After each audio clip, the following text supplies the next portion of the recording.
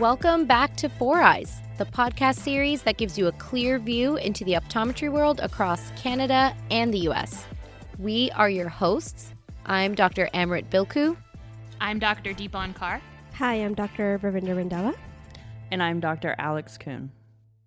We're really excited for you to be on here. I'm definitely fangirling a little bit too, because when we discovered your social media, especially your Instagram, your content is just like amazing. I don't understand I don't know how you have the time to make these wonderful posts and do your mini rounds. Yeah. The neuro-ophthalmologist, Rav Deepan and I for sure, and Alex are obsessed with those ones because like we learn so much on a platform where everything is just quick and people usually don't post a lot of content that goes that in depth in the information and the cases and just the health aspect of optometry and ophthalmology. So yeah, we're really excited for you to come on here today. I'm glad to be here. No, I started doing them because it was COVID and our clinics were down booked. I was there in clinic. So I was like, okay, I might as well use this time to do something productive. So then it just became like a thing where I would do a case every week. And, there's some weeks where it gets too busy and I just can't do it, but I try to do it like at least twice a month now. Yeah. But I'm glad people are watching. I mean, sometimes I see I spent a lot of time doing it on Thursday night and then only 200 people watched. I'm like, oh. No. But then sometimes I get 600 people watching. So I'm like, okay, I'll keep doing it then. Yeah. So I definitely go back and I'll rewatch a lot of your old videos too, your old cases. Oh, okay. And that's good to know. Yeah, a lot of new grads who sometimes message me, I'll refer them out to yours. I'll send them your account. I'm like, you have thank you. follow Dr. Banik. I'm like, any neuro case, you go the way you explain your process. I love it. And it's we don't get to work beside with a lot of especially OMDs or neuro-ophthalmologists. Yeah. And so it's nice to know what your thought process is, and it makes us more comfortable referring it out to a neuro-ophthalmologist, or even if something we can manage in our chair. So definitely helped with my clinical skills a lot. Yeah. Thank you. Keep doing nice those. It's very, very reassuring to know that people are benefiting from it. And sometimes my family's like, why do you spend so much time doing that? Who's watching it? I'm like, you'd be surprised. Sometimes I get DMs from people all over the world, in Africa. I have some people who come, contact me from African countries where they don't have neuro-ophthalmology, or, remote parts of Asia. And I'm like, okay, well, I guess people are learning and watching, so I'll keep doing them. But thank you.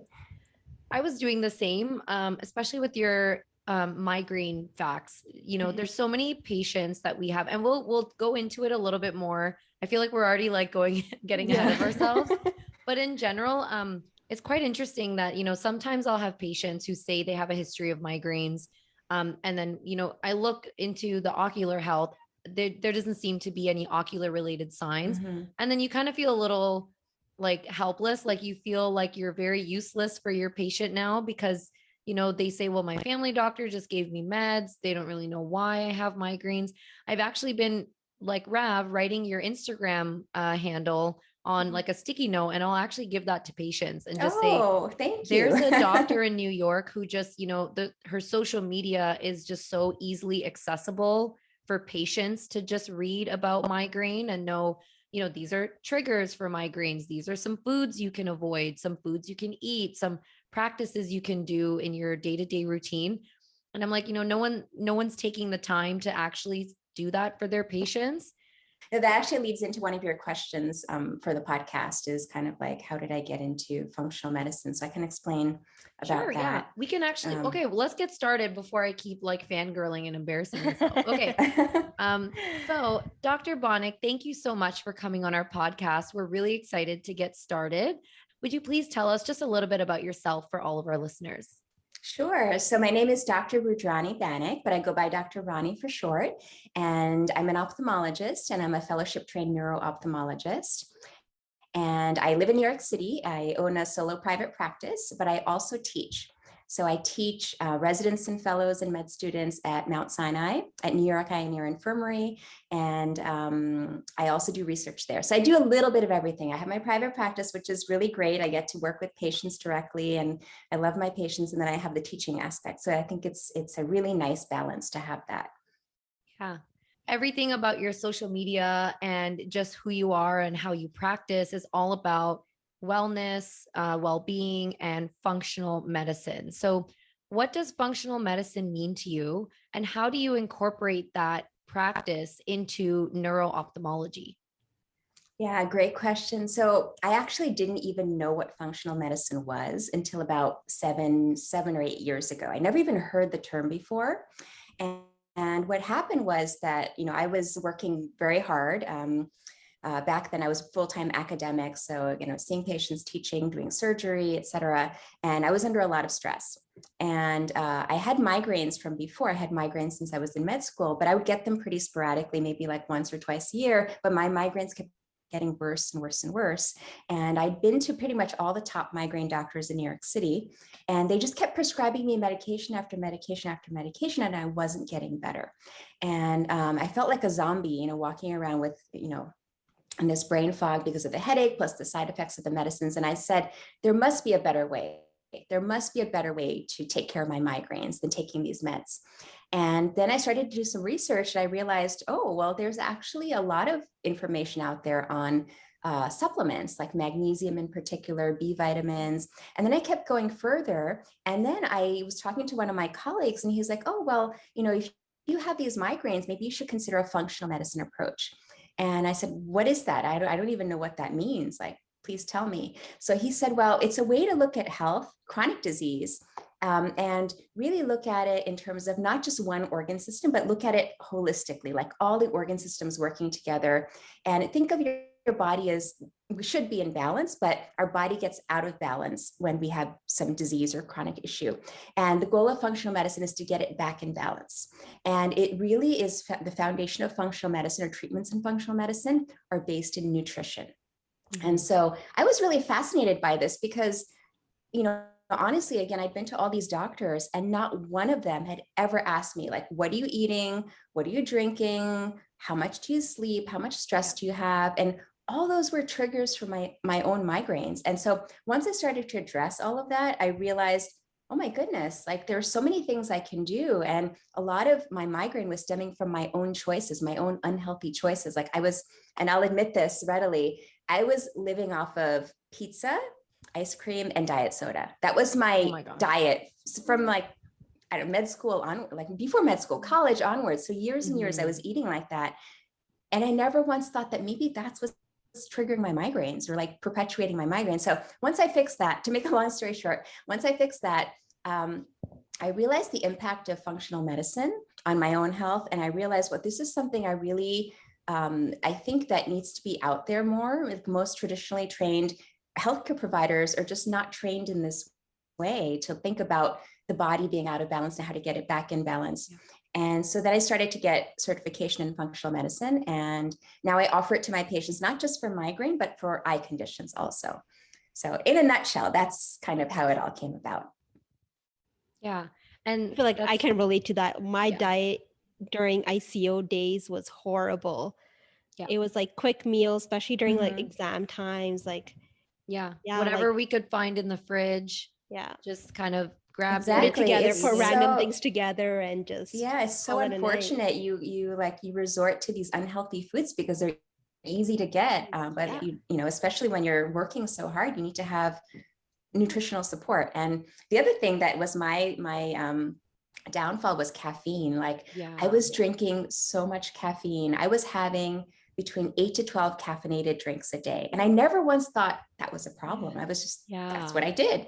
And once I realized that that was not a good thing, and I started to cut back on it, then I realized, okay, my migraines are finally really starting to get better. So it really had a tremendous impact on my own life, my health, and my career. So I'm really glad I kind of stumbled onto this. Yeah, caffeine is a killer. I've seen that so many times in my patients too, even, you know, patients who aren't really students or studying, but, you know, in the GTA, I have a lot of patients who are truck drivers. they drive long hours overnight and they'll say, I get headaches all the time. And the first question I'll ask, now that I've read a lot of your social media content, I'll always say, how many times are you stopping by Tim Hortons drive-through and getting a double or a French vanilla?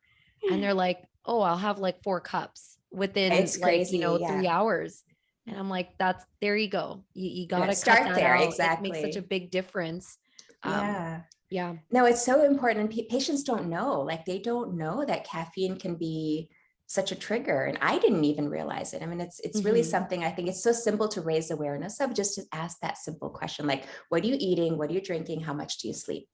And if you just ask those 3 questions for most migraine patients, you can address a lot of their triggers just with those 3 questions. Yeah. So kind of moving on, talking about like ocular health now. So what made you so passionate about nutrition and wellness when it comes to ocular health prevention?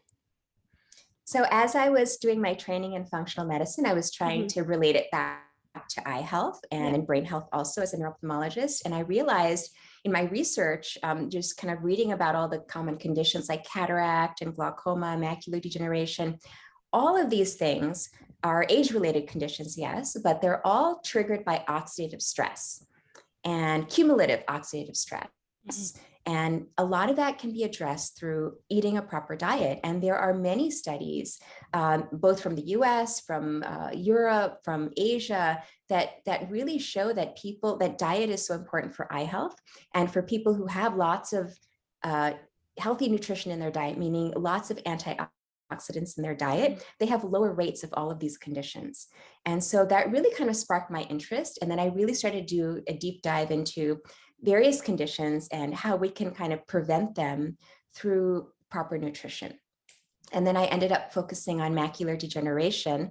So I actually have a book coming out, hopefully in the early fall. Everything's been delayed because of COVID and everything, but I'm really excited about this book. It's been kind of like 2 or 3 years in the making, but I go into a deep dive on macular degeneration, like all the nutritional science of like what you can do to prevent it and lifestyle, choices. And I realized, it's a matter of educating patients because they don't know. Many of them don't even know what a cataract is. They don't know what dry eye is. They don't know what glaucoma is. But if you educate them and you make them aware that their food choices can have an incredible impact on their vision long-term, not just now, but if they're thinking like 10 years down the road, 20 years down the road, 30 years down the road, what they choose now will have an impact on their vision health for a lifetime. And just raising that awareness makes such a big difference. Yeah. No, definitely. I'm excited for that ebook to come out too. I think some of our listeners will enjoy some of the questions we ask in a little bit about macular degeneration, because of course that's one of the most common eye diseases all of us are seeing, especially with our elderly population. So like we've mentioned, you do stress the importance of nutrition throughout all of your public platforms, and throughout your practice. And you've mentioned on your Instagram posts, particularly, that you've had some patients actually come off their medications completely due to improving their nutritional diet and overall well-being.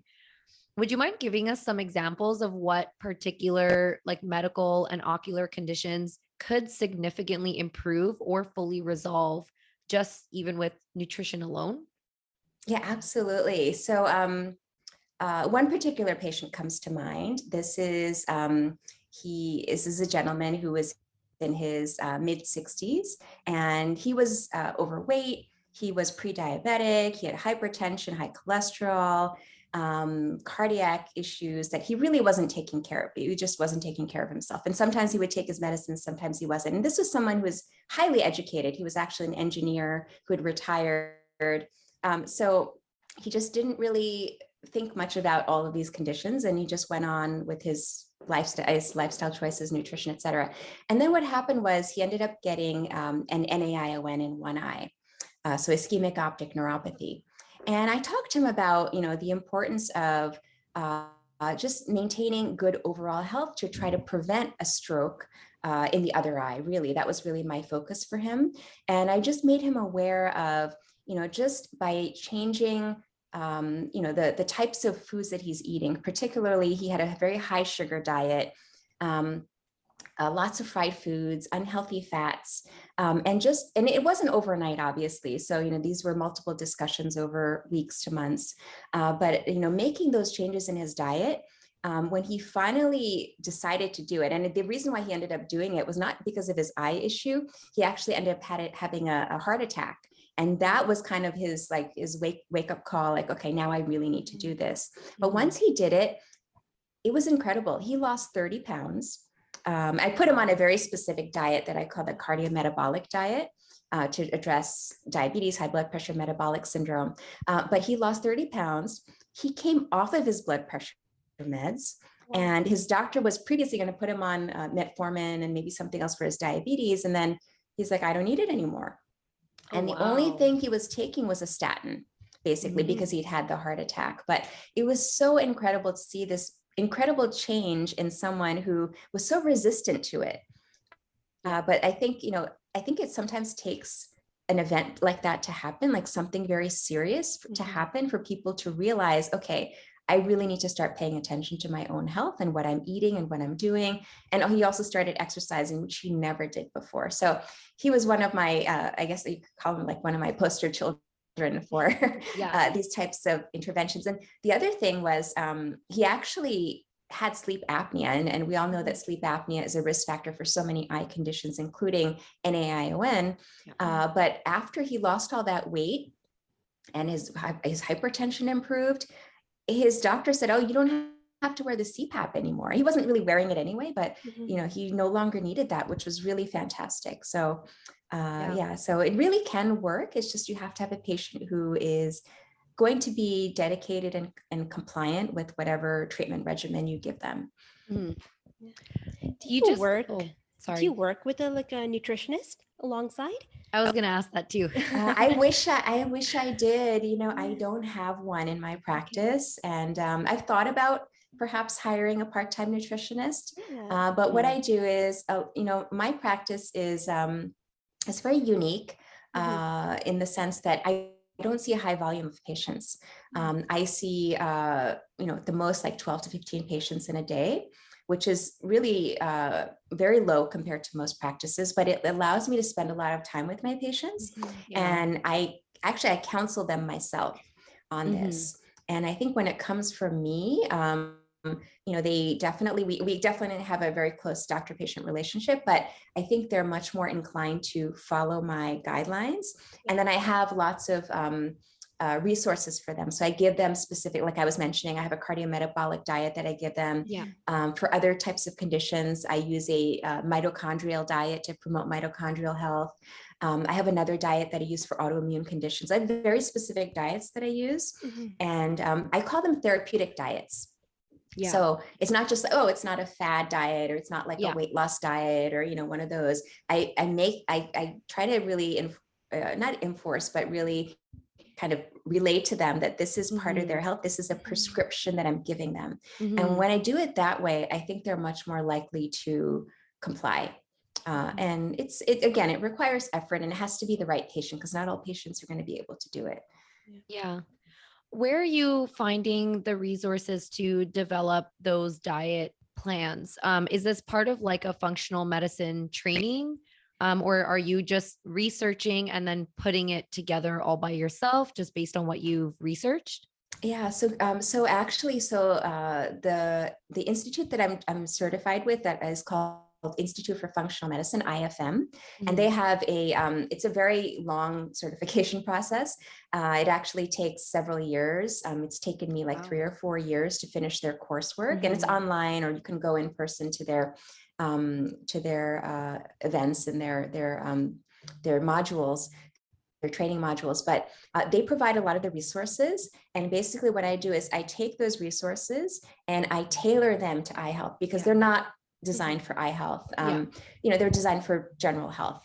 Again, autoimmune conditions, or like neurodegenerative conditions like Parkinson's, Alzheimer's. That's what they're designed for, but I tailor it, I adjust it. And they also have some wonderful resources on specific diets. So by diet, what I mean is to go a step further, meaning like they'll have a sample meal plan. So like a whole week's worth of like meals and recipes, like this is what you should eat for breakfast and lunch and dinner, and these are your snacks that you can have. So it really, I think patients really love to have that because it gives them a path that they can follow rather than just like, oh, just eat this. It's overwhelming sometimes. But if you give them like very specific guidelines, you can eat this, but you can't eat that. It really is easier to follow that way. And I'm very fortunate that I have those resources because if I had tried to make it myself, it would be very time consuming. Like the macular degeneration one that goes along with my book that's coming out, that I did myself. Like that's completely my own. And it took me a very long time to create that. So sometimes it's good to repurpose things that other people have done and tailor it to eye health. I will have to talk to you later then about what I should be doing for my thyroid disease. I'm also a person who doesn't want to be on medication. That's just who I am. I really want to try to eat healthy and exercise and see what I can do. But I asked them specifically, is there anything that I should be eating or not be eating for my thyroid levels to go down? And they had no idea. They were just like, no, there's really nothing you can do. You just got to take the medication and that's it. And like 7 years later, I'm still just taking the medication. I have no idea what I should be. And so it's just interesting to hear that there are different sort of like diet or nutritional guidelines for different, conditions to help balance your body. Absolutely. Yeah. And, the unfortunate thing is that most doctors who go through traditional training, they don't get proper training in nutrition. And I went to med school a long time ago. Like, I can remember maybe half a day's worth of nutrition. And all we learned about were just like the B vitamins and A and D and K. And that was about it. And, maybe the major food groups like the macronutrients like carbohydrates, fats, proteins, and that was it. And really in terms of health, like I think that most practitioners really should get more in-depth training in nutrition because what we eat has such an impact on our health. And in functional medicine, a lot of people like to say food is medicine. So if you eat the right foods, meaning choosing the right foods and also not eating certain foods, you can really change the trajectory of your health. And again, sometimes get off of medication. So I have some great resources for you for Hashimoto's that I'll send you. I've been waiting 7 years. I need them. Yeah. I have like a book I just recently bought. It's called This Is Your Brain on Food. Have you heard about it? I've heard of that. By Dr. Naidu? I think I've heard of the book, but I haven't read it. So it kind of like similar, but it talks about like how food affects your mental health. It talks about like depression, anxiety. That's my next to read. So I'm excited to read that one right now. Yeah. And now we're learning, especially with children, there are so many food related issues that can happen. Of course, we know about allergies and things like that, but even they're linking now, behavioral issues like ADHD to kids' diets. And it's just so important to be aware of it. And, for people who are parents, to teach their kids the right way. I think most people are realizing, not most people, but it's just becoming more, the awareness is heightened now in terms of, especially after or during the pandemic, about how we need to stay healthy, how we need to boost our immune systems, boost all of our systems, and just be proactive about it rather than just kind of not think about it. So, yeah.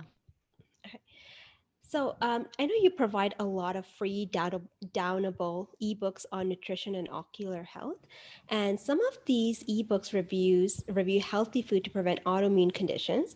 Would you mind summarizing a few of the most important ones for our listeners? Yeah, so in terms of autoimmune disease, there is a very close link between our gut health and our immune system. So what we eat can trigger inflammation that can ultimately lead down the road to autoimmune conditions. So in terms of diet, I would say first of all, think about what you should not be eating because those certain foods can be pro-inflammatory. And oftentimes I usually tell my patients who have autoimmune conditions to eliminate certain foods. And the top food groups that I tell them to eliminate are dairy, gluten, and nightshades. dates. Oh, and I know, I mean, that's I probably, know it's all the good food. it's all the food we love, right? So I used to be the same way. And it's not that you have to cut them out forever. It's just to get your body back in balance, to heal your gut, then impact your immune system and down regulate your immune system, that immune response, that autoimmune response. So I usually have people do something called an elimination diet, which is like a basic kind of principle of functional medicine. Is for 3 weeks, you eliminate certain foods. And actually, if you think about the way our immune cells live, like B cells and T cells, their lifespan is actually 3 months, or B cells live about 3 months. So if you really want to follow an elimination diet, you should really do it for 3 months. And you should kind of like get those cells that are pro-inflammatory out of your system. And then what you can do is, for those food groups, you can slowly start to reintroduce certain foods. So, and then kind of test yourself, have like a little bit of it, like a little bit of dairy one day, and then a little bit more and a little bit more, and make sure your body's not reacting to it. And if it does react to it, cut it out.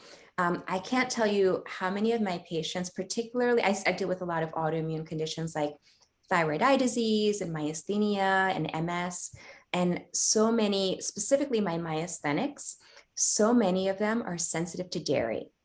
So they'll do the elimination diet, and then they'll be feeling great and be able to lower their prednisone dose and lower their meds. And then they'll just have a little bit of dairy, and that just tips them over. Then they'll have a flare, and they know it. They'll say, oh my goodness, I accidentally ate some cheese, or there was a little bit of dairy in this one thing I ate, and their body reacts like that. And it's so interesting to see that immediate reaction. And I think it carries over to many other autoimmune diseases as well. So kind of going back to your book about macular degenerations. So as optometrists, we typically recommend patients to eat green leafy vegetables. So we say kales, eat your kale, spinach, broccoli. That's my lines. To prevent macular degeneration. Is there a more detailed list of foods or ingredients we should be recommending to our patients on a regular basis? Yes. So in my book, I address this about, the green leafy vegetables. So the reason we say eat green leafy vegetables is because they have high levels of lutein and zeaxanthin, that I like to call vitamins L and vitamin Z, and also mesozeaxanthin, which is vitamin M. They're not really vitamins, but they're eye health nutrients. And those are pigments that are found in the retina.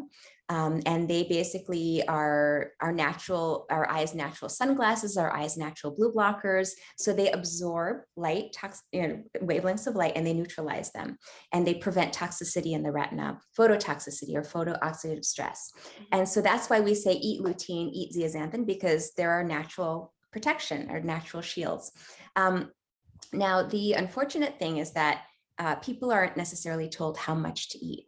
And the reality is, and in my research, what I've learned is that we need about 6.5 milligrams of lutein a day, adults, and we need about 1 to 2 milligrams of zeaxanthin a day. And most of us probably get less than 1 to 2 milligrams of lutein and less than 1 milligram of zeaxanthin. So we're very deficient in what we're eating from our diets. And even people on the best of diets, unfortunately, just don't get enough of these green leafy vegetables. So I think you have to go further, and I call it going beyond leafy greens. So you have to eat other foods that also have lutein and zeaxanthin, and perhaps even take a supplement. In my research, I found that we need to go even beyond the AREDs, because we hear about lutein, zeaxanthin, also vitamin C, vitamin E that are in AREDs, and also copper and zinc, but we need to go beyond that. There are actually over 20 nutrients our eyes need to stay healthy and prevent macular degeneration. Like we need antioxidants like glutathione, alpha lipoic acid, N-acetylcysteine, and these things most people have probably never even heard of them, because we never really got to study nutrition. But in my work, I've found that these are all really important. So anyway, to get to to answer your question about what foods,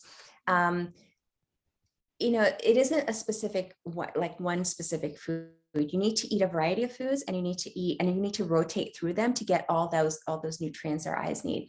So what I typically tell my patients is, yes, eat your green leafy vegetables, but you also want to cycle through all different colors from all different other vegetables. Like you want to have your various shades of green, you want to have yellows, oranges, like orange peppers, yellow peppers are rich in zeaxanthin and lutein. You want to have also reds. You want to have blues, purples, blacks, because they have great antioxidants, those types of foods. And also egg yolk also has high levels of lutein and zeaxanthin. So I think it's, just to tell people just to eat one food group isn't enough. We need to kind of really get them to change their eating habits to eat the whole rainbow of colors to get all the nutrients their eyes need. That's actually a lot more helpful because it's true. Like we tell our patients to eat a lot of salads. I'll say, have a lot of salads, have a lot of spinach, kale, arugula, rapini, whatever you can find that's a leaf, throw it in your food and just eat it all day. But it's true. You don't really tell your patients how many times a day to be eating that, how much of a portion size you should be eating. So that really helps. I feel like I'm definitely going to be telling our patients more often to I'm going to say, just go to the grocery store and pick out the rainbow, all the colors, and then just eat them throughout the week. Exactly. So, that's a better way. A tip that I tell my patients is, and this is a really kind of a practical tip, it's very easy for them to follow. I ask them how many meals do they have in a week? And most people have 3 meals a day. So it's 21 meals a week. And I tell them, choose a different color with each meal. So during the week, you're going to get 21 different colors, and that forces them to eat lots of different things, not just the same thing over and over again. And the other thing I tell them is, in terms of green leafy vegetables and those specific types of vegetables, have 3 to 5 cups a day. And initially, most of them are like, I can't do that. No, that's too much. But what I tell them is, if you have a green smoothie once a day, that's 3 cups right there, at least. I mean, maybe you can put even more in there. So you can get like 3 to 4 cups right there. And then you have, like, during your other 2 meals of the day, you have some other various different colors, and you're getting it just like that. So in my book, I talk about this. And also as a companion to the book, I actually teach a course called Eat Right for Your Sight and Beyond. And it's, teaching them how to eat for to prevent macular degeneration. And in that course, I have resources, like I have a guide, the Macular Degeneration Diet, which has 12 therapeutic foods. And I explain to them, like, how to cycle through these foods every week.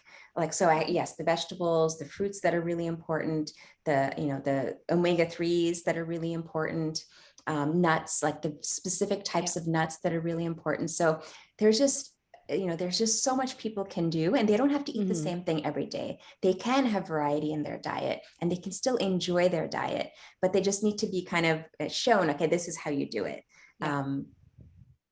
That's really helpful. I think a lot of our listeners will love that too, because I feel like we have the best interest, for our macular degeneration patients, but sometimes even I feel like I don't think I'm really helping when I tell them to just eat green leafy vegetables. I feel like I'm doing half the work. You are helping, because most people don't eat those. Yes. They don't have any, right? True. So at least you're telling them eat these specific things. So at least they're getting started on the path. And that's the most important thing, like taking that first step. So switching gears a little bit here, you also have a YouTube channel, which previously offered a series called Migraine Minute, where you share information for patients to conquer their migraines. So based off of these videos, for our listeners, what nutritional or lifestyle changes could we as optometrists recommend regularly to our patients with a history of migraines? Yeah. So first of all, just asking them if they're having headaches and light sensitivity and migraines, because so many people are underdiagnosed. So I think that's the first step.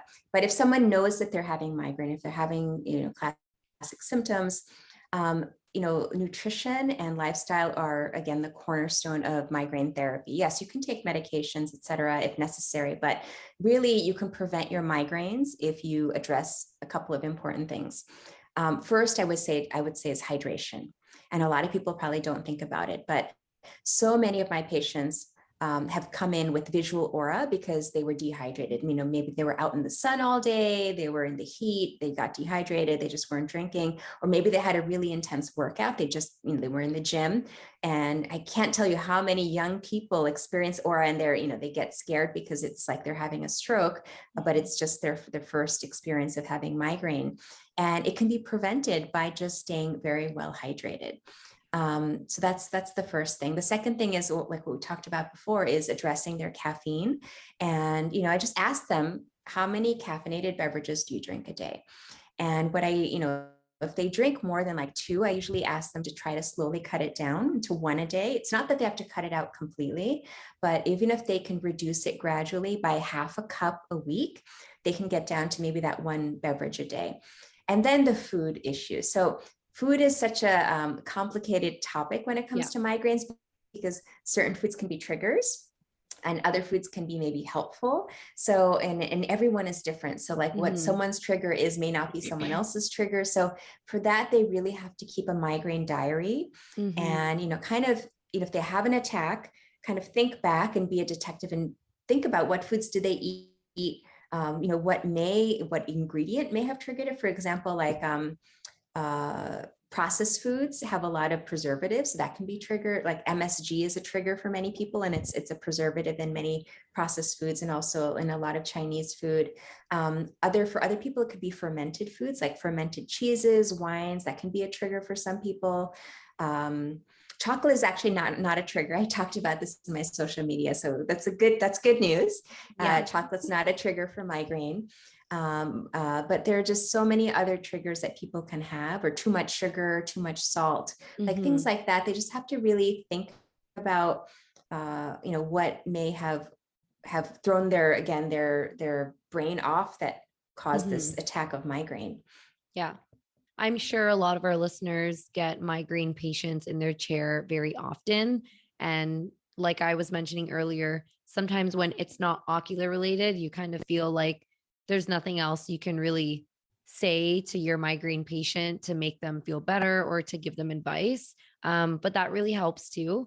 And I definitely started giving more of my migraine patients just resources to say, hey, it doesn't look like there's any ocular triggers. Like if they don't have light sensitivity, they're not experiencing auras, but I'll say, you know what, go on this website or, you know, check Dr. Banik's, you know, social media, and you'll learn a lot about what your triggers may be. So it's kind of pushing them in the right direction for them to reflect and learn what their triggers could be to avoid them.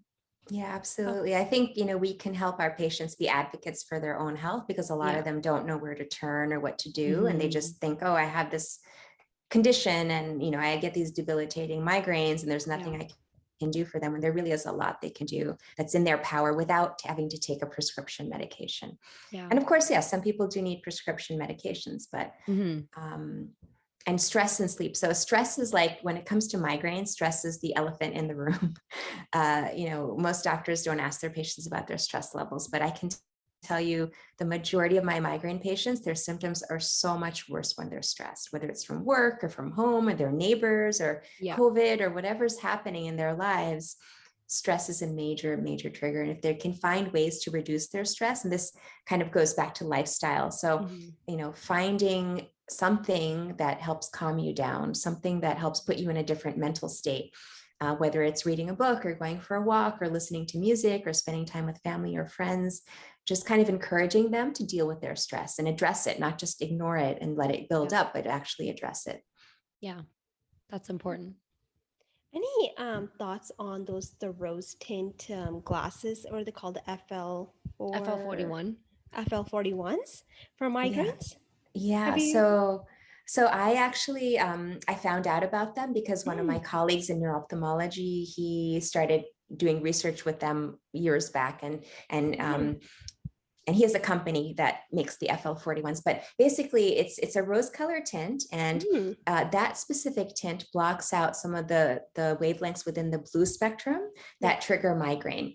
So it's very effective for many people who are light sensitive. So not just migraine patients, but people who are light sensitive in general. For example, I also see a lot of patients with concussion, traumatic brain injury. or just people who have light colored eyes, light skin, the lighter pigmentation. Some people are very light sensitive. So it can be very, very helpful.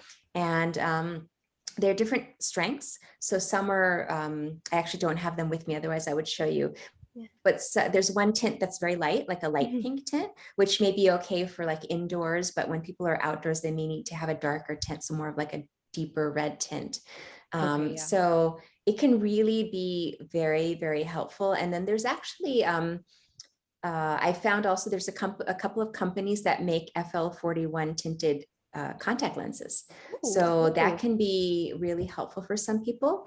The only thing is, so it has a tint. So when people wear it, like you can see, like it looks a little bit unusual because it's a little pinkish, but hey, if it helps their light sensitivity, I tell patients, it's up to you if you want to try it or not, but it could really make a big difference for you. So what are your thoughts on the current status of nutrition and wellness being incorporated into neuro-ophthalmology and general ophthalmology? Do you feel that your information has made a positive impact in this area of healthcare, or is there more work to be done? So much more work to be done. I think we're just at the cusp of understanding how much nutrition plays a role, or not just understanding, but I think, again, just promoting it and being, advocating for it. And I think that as practitioners, we need to study a little bit more about it, because unfortunately, most training programs have not focused on it. Hopefully they do. Hopefully there's more of a kind of a formal learning when it comes to nutrition and eye health. Yes, we know about omega-3s in dry eye. We know about lutein and zeaxanthin in macular degeneration, but that's kind of, I think, really just like the tip of the iceberg in terms of understanding about eye health and nutrition. And my goal is, so ultimately, once after my book comes out, I'm a little bit busy this year, but ultimately maybe next year, I would like to do an online course and teach my colleagues, both in optometry and ophthalmology and primary care and, family practice, about the importance of nutrition and what specific foods are best for which specific conditions, et cetera. And I think it would just really help practitioners better serve their patients and help patients as well. So that is something that I hope to do in the future at some point. Yeah. We're excited for that. I would love to be a part of that course, or, whenever you do that, I would definitely. Yeah. And now that we're all on Zoom, now it's kind of, so easy to do, because I think before the pandemic, we didn't really appreciate all the technology we had working for us, but now it's much easier to reach, a wider audience. Sure. Yeah. I feel like more healthcare professionals across the board, not just optometry, ophthalmology, but family practitioners specifically. I think we all know that nutrition will really help a lot of systemic conditions, but it's just, we know that it does, but we don't really know how to explain that and provide that information and guidance for our patients. So, I mean, we're really happy that you are one of those health professionals that are sharing the information, not just for patients, but for us practitioners to talk with our patients and say, these are, specific foods that you can actually start incorporating in your diet to prevent ocular disease. These are things that you can actually start to avoid, so that you don't develop diseases. It's just really helpful information. And I think we can all learn a lot more from functional medicine and nutrition. It's a very interesting area of healthcare that's not discussed enough. Yeah, absolutely. And when I was explaining about functional medicine earlier, I neglected to mention this, but functional medicine tries to find the root cause of disease.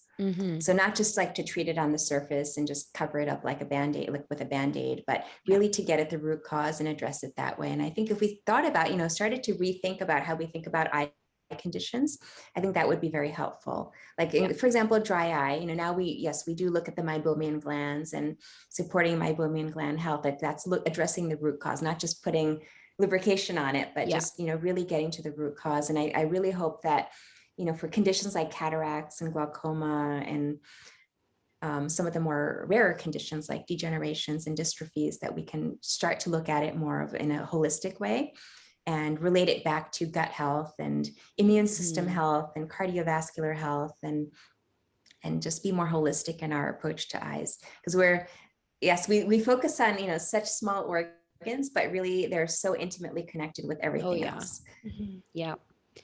And then just to end off our interview today, are there any resources that you'd like to mention and share with our listeners if they are also interested in learning more about functional medicine, nutrition, and they want to, become certified or start providing these services to their patients? Yeah, I would say you can visit the IFM website, Institute for Functional Medicine, and they have, they have a lot of information. It's a great website in terms of the certification process. Again, it's a very long and involved certification process, but it is very worth it. It's so worth it. And, just so many things that we, as traditionally trained providers, we never really learned about, like the microbiome, for example, the gut microbiome and how it impacts all aspects of health. And so I would encourage people to take a look at that. And then in the future, again, I may be able to put together a course by 2022. I don't know exactly when that'll be. I actually do some webinars for some large organizations. So I've done a webinar on eye health for IFM. I've also done a webinar on eye health for integrative practitioner, which is another very large organization focused on integrative approaches, holistic approaches, including naturopathy and functional medicine. So I think spreading the word, I think more and more people will have access to those types of resources and be able to offer them to their patients. Yeah, that's great. We will add all of the information and resources in our description box. So for anyone who's interested, definitely look in there and you'll find more information if you want to learn more. And we'll also include Dr. Banik's information as well, her website, her social medias, so that you can all learn about the amazing content that we've been raving about before this interview even started. Thank you. Yeah, but thank you so much, Dr. Banik, for making it on our podcast. We really appreciate it. We had such a great time getting to know you. Thank you. And same here. I enjoyed chatting with you both and learning more about you and what you do. So I'm glad we met through Instagram. It was wonderful. Yes. We will definitely chat with you another day because we want to learn more. We want to pick your brain a lot more too about neuro-ophthalmology specifically too, not based on nutrition, but just, how optometry and neuro-ophthalmologists can co-manage patients, make referrals. So we'll definitely keep in touch so that we can pick your brain a lot more about that stuff. Absolutely. It's actually my first passion was neuro-ophthalmology, and then my second passion became nutrition and wellness. So I love to talk about neuro-ophthalmology, and I'd love to chat about, if you have specific cases you wanted to review, I'd be happy to do that at some point in the future. Thank you to everyone for listening to Four Eyes. If you enjoyed this episode, please be sure to subscribe and leave us a rating to give us feedback on how we're doing. You can also check us out on Instagram at 4eyesoptom for more content. Look out for new episodes every Wednesday. So until then, stay tuned.